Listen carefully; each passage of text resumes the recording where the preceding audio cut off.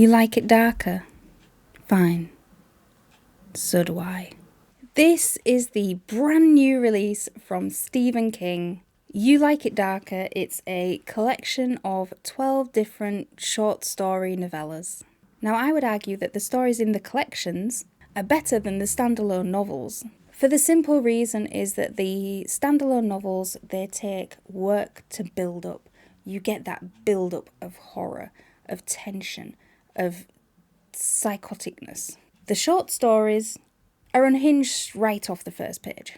Now, this particular one, you'll probably see in the background, I've got the American version cover as well as with the crocodile and things on.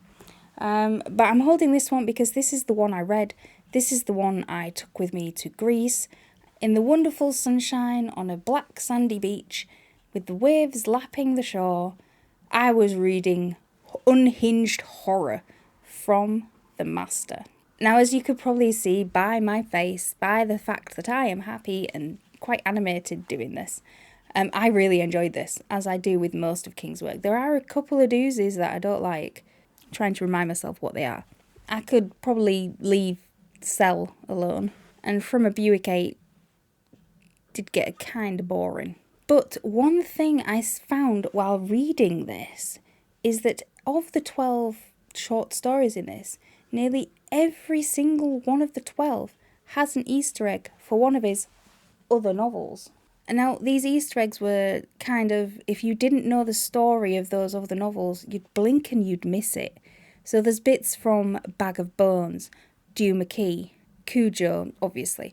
I say obviously because that was one of the short stories that was marketed in this, was a sequel to Cujo. It's got connections to other short stories such as Grammar, which is, I think that one was in Skeleton Crew, along with Mrs. Todd's Shortcut. It's got connections to The Dead Zone, Dreamcatcher, The Tommyknockers, and I'm sure there's more that I just didn't pick up on at the time. For anyone wondering if after 5 decades of writing, Carrie was published in 1976, I think. And the man is prolific. He is non-stop writing. He's usually releasing like 2 books per year. And you might wonder, at that rate, most authors they come up with some doozies. And you might wonder after approximately 5 decades whether the guy still has what it takes to release a good collection of horror. Whether he still has it, or whether he could just, at this point, spout off anything and it'll be a bestseller because all of us constant readers will pre-order something just because his name is on it. And yes, I am guilty of doing that. I am still waiting on a version of this slipcase from Cemetery Dance. So I will have 3. All of it was a pre-order. Don't look at me like that. And you might wonder whether things are a bestseller because of his name and not because of what it contains, not because of the art form, but because the name sells. I would encourage you to read this because the guy still has it. This is a throwback to vintage King at its best. A few people say that his writing has fallen off since doing... not a lot of people liked Holly, the one released before this, but a few people have said that he's losing his touch. I would encourage them to read this because the man has still got it. Reading the stories that are in this took me back to when I first discovered the writing of Stephen King. I think my first book was a collection. It was Nightmares and Dreamscapes.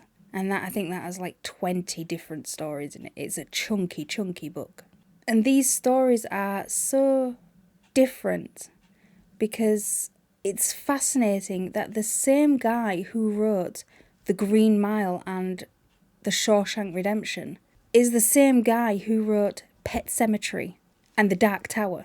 Because without the author name attached, those 3 different things, The Dark Tower, Pet Sematary, and The Green Mile, you wouldn't, given blank copies, you wouldn't think that they're by the same author.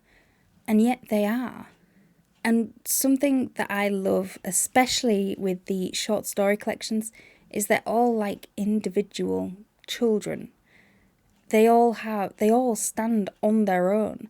They don't have to be propped up by the other stories in this book. They're all amazing. And it's not like that you're reading 12 stories by the same guy that all carry the same tropes and end up melding into one of them. These are in turn unhinged, moving, shocking and horrific. And that, my friends, is true writing talent. This man captured my imagination when I was young, and I have been locked in that prison gladly ever since.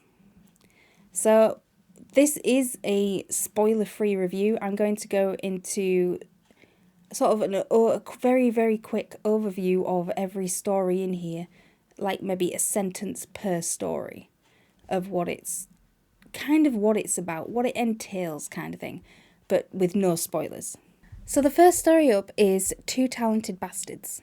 I don't know why it's spelled bastards and not bastards, but there we go. And this story is set in Castle County, which is a setting for a lot of King's work. You've got Derry, Castle Rock, they're all in Maine. And this tells a story of two best friends. One is a writer and one is a painter. And something happened to these two friends while they were hunting alone in the woods, and asks the question, how much does luck play when it comes to success? Now this particular one has, for me, I found vibes of Dreamcatcher, the Tommyknockers. The Easter eggs are the mentions. It mentions Castle Rock. It mentions Derry. It mentions Darkscore Lake, which is the setting of Bag of Bones, which is my favourite King novel out of all of them. Most people will say that Bag of Bones isn't usually their thing. It's a straight up ghost story. I love it and I recommend it to everybody. Whenever somebody asks me to recommend a King book, I recommend that one because I think more people should read it. It's a slow burn, but I'm getting off topic because I haven't got a video on that yet. But yeah, that is the first story and it really sets the scene. Now, the fifth step is the shortest story, so I won't say much about it because it is quite blink and you'll miss it kind of thing.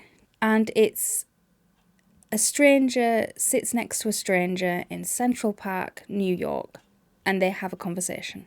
And it reminds me of the short, unhinged snapshot stories that you can find in the likes of Night Shift, the collection of Night Shift, which I have a few videos on if you want to go check them out. Next up is Willie the Weirdo, and that definitely gave me Grammar vibes. If you've read Grammar, it's an old woman in a room. There's something off about her that the whole family knows but won't tell the kids, kind of thing. This is the same kind of story except the roles are reversed. A lot is hinted at in this story but never said out loud. It's a good one to read. And next up we have the longest short story in here. That one definitely is a novella and it is my favourite. It is Danny Coughlin's Bad Dream. And it definitely has a lot of Dead Zone reflections, as in psychics or things that your mind can do. And it has a lot of ties to the Dead Zone, not just in the psychic quantity, but in the cop. The cop in that is named Frank. And the reason I say it has Dead Zone vibes, not just because of the psychics, is because there was a cop called Frank in the Dead Zone, which is quite a big part of that story. And I can't say more on it for risk of spoiling both the short story and the Dead Zone if you haven't read it. But if you've read it, you'll know what I'm talking about. It's just amazing. It's my favourite short story in this, and it isn't that short. So next we do have quite a short story, the short story of Finn, and it's a deadly case of mistaken identity with crazy gangsters with a very ambiguous ending. King does ambiguous endings quite a lot. He leaves it up to the reader to decide what happens and why.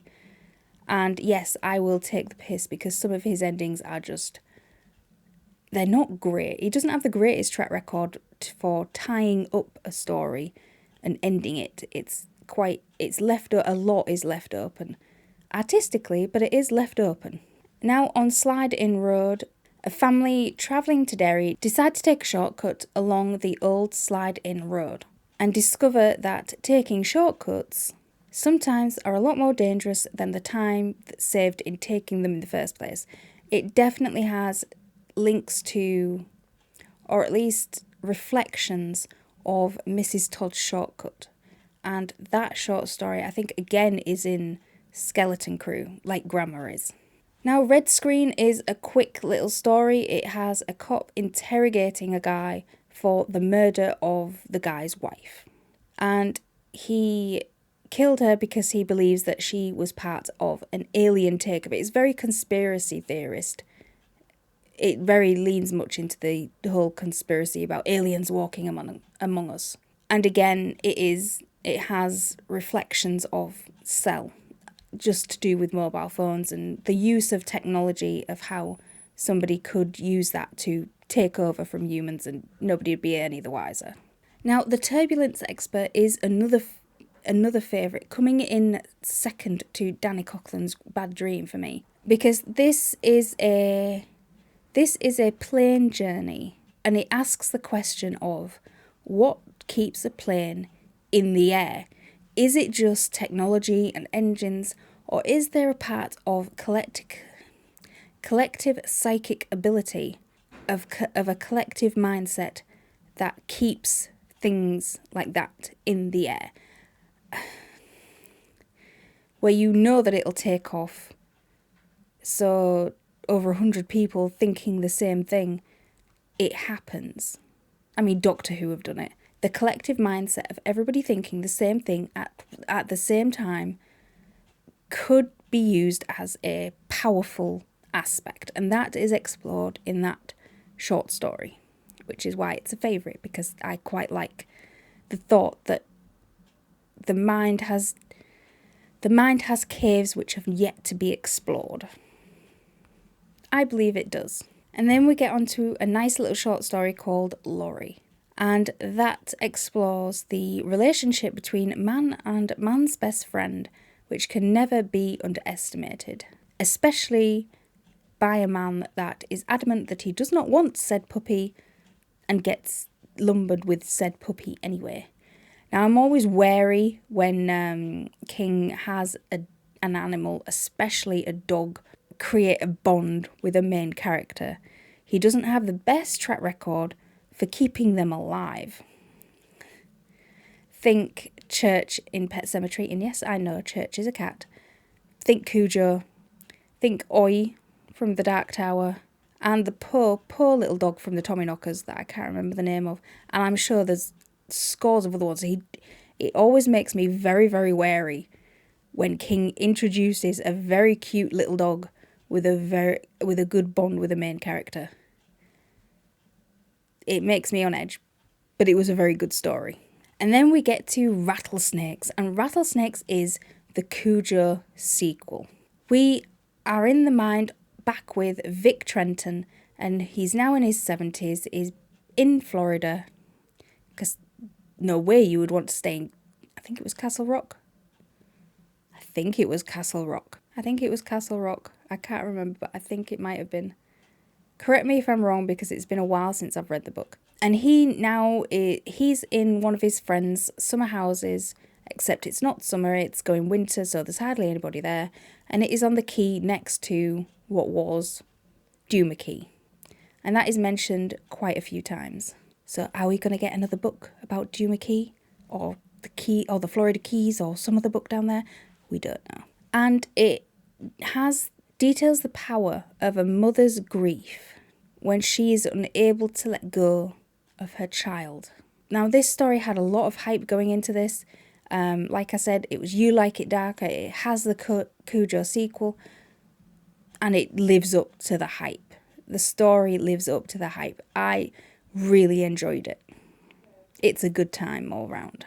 And then we have the story of the Dreamers, which I wasn't quite sure about, because it's a bit odd, and I know I'm saying it's a bit odd and it's Stephen King, but this one was a bit odd. So this has a guy in the pursuit of dreams beyond dreams and worlds beyond worlds.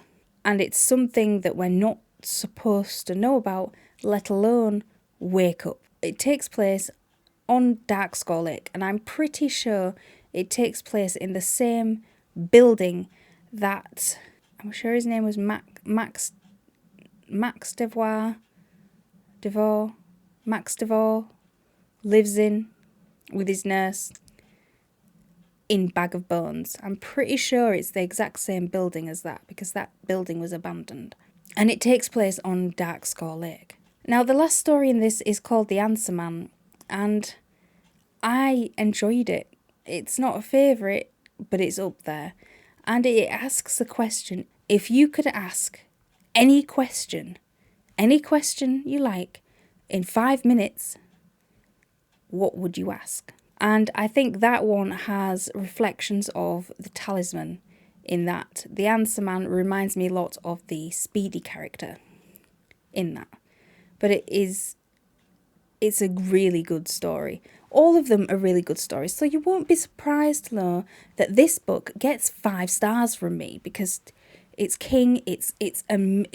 I love the short stories, and there wasn't one little short story in this that I didn't like. Usually there's one that's a bit but there wasn't one that I didn't like in this. I liked them all. Now, there was more than one short story with reference to or located near or located on Darkscore Lake, which I really like, because it's got me wondering if in the next few books that he releases, are we going to get a novel around Darkscore Lake again? A ghost novel. I mean, it's my favourite. Bag of Bones is my favourite. I've got it signed down there. I mean, it's my favourite. I really want another favourite, an ultimate favourite, because that's my ultimate favourite at the minute, and I want another one. I'm never satisfied. I want more. But yeah, if you've read this, let me know down in the comments below what you thought of it, whether you liked it, whether you didn't, whether you don't think his writing's up to much, whether you think it's another knockout banger. Let me know in the comments down below, and don't forget to like this video, subscribe to the channel if you want to see more. It helps to boost me in the algorithm, and as always, keep reading. The moonlight soft embrace, dark star sips with calm and grace. Wine flows like whispers, secrets told, in the night where dreams unfold.